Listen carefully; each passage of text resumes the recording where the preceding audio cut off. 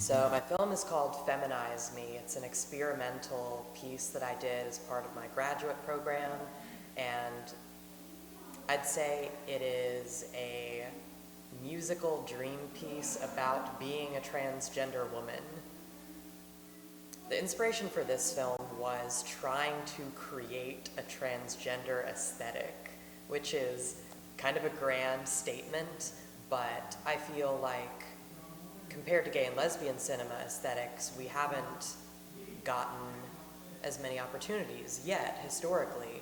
And so I feel that when I try to tell my own story, I don't automatically have these example films in my head that I'm recalling. I'm having to really just come up with entirely new metaphors and symbols for these experiences, which is challenging but also great. I don't feel as intimidated by having to live up to some legacy. I like that question. The big challenge visually was I wanted to confront these kind of stereotypes of my people that we see before we even necessarily understand who we are in our own terms. And so I wanted to try and come up with some visual symbols that would evoke that really kind of gross fetishization without totally turning people off, and then come up with contrary images that are more true to what it really feels like to be myself. Okay. The challenging part was, for me as a performer, I'm used to working in very straight narrative environments, like theatrical kind of stuff where the text all really lays it out, but I was being challenged to do something experimental, and so I had to figure out how to integrate music and nonverbal communication and still really say something coherent and not just let it be, ambiguous experimental territory. Making films for about 5 years, and it's difficult to say because none of them have been like, big crowd-funded, dozens to hundreds of people productions, but I've probably made like 15 to 20 coherent projects that really materialized into something watchable. This one. So distribution-wise, I started off really small because this was a maybe $200 budget school project, but I felt like it had enough going on that I wanted to take it somewhere, so I submitted it to maybe 10 festivals, some of which didn't get in, some of which are still pending. This is the first, non-school associated premiere that it's had, which is really satisfying for me. I feel like I've finally gotten out there, outside of my own little enclosed environment, which is making me happy. And another part of conceiving this project was I wanted to engage with an online audience.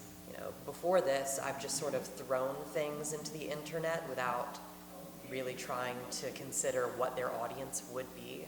So when I was conceiving what this story would be, I thought about the trans content that I've searched out online.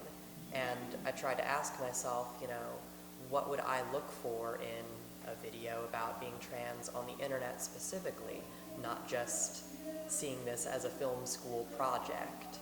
So I managed to break my YouTube view record by a huge margin with this one, which felt like something important to me.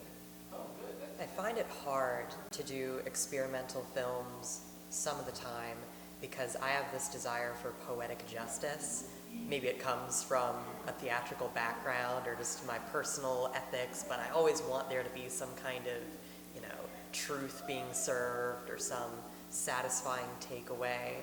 But sometimes it's not that simple, of course.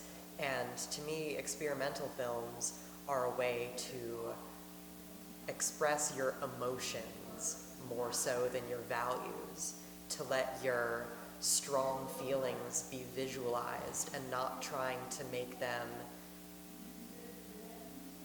narratively coherent. But the trick, of course, is trying to, say something useful to other people, to not make it a totally self-indulgent exercise.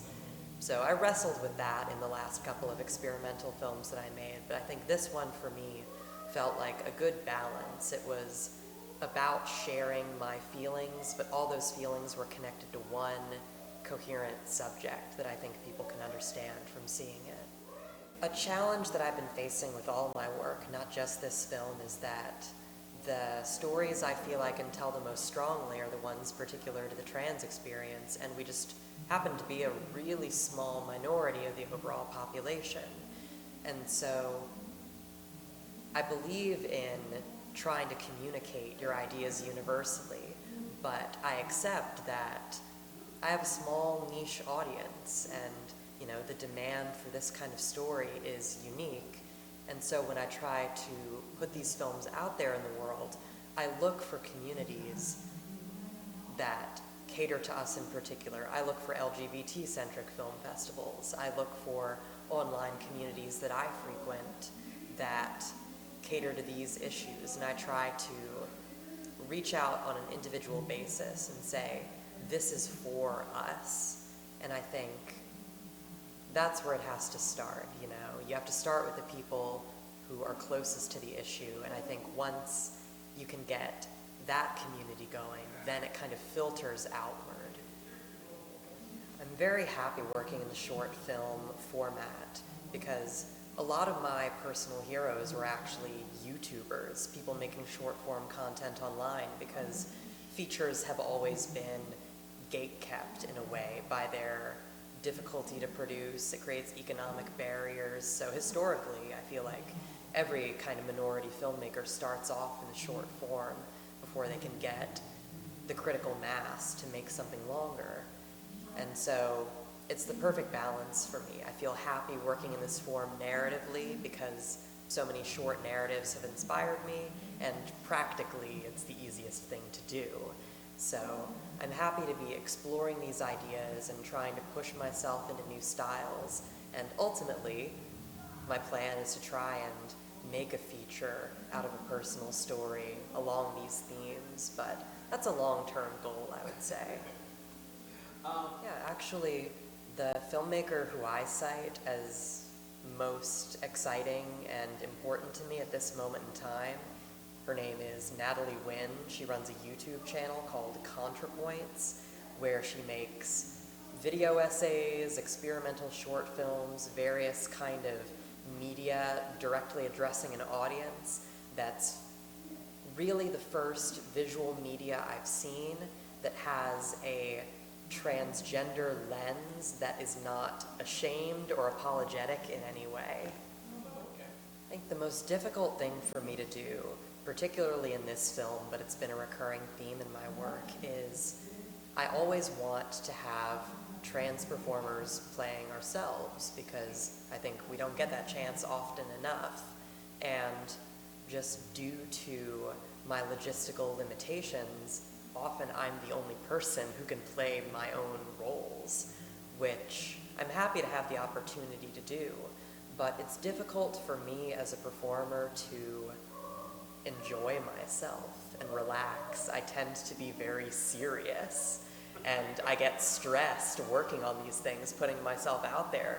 So when I write these parts where I'm trying to really luxuriate and be proud of who I am, it's not easy for me. I struggle a lot.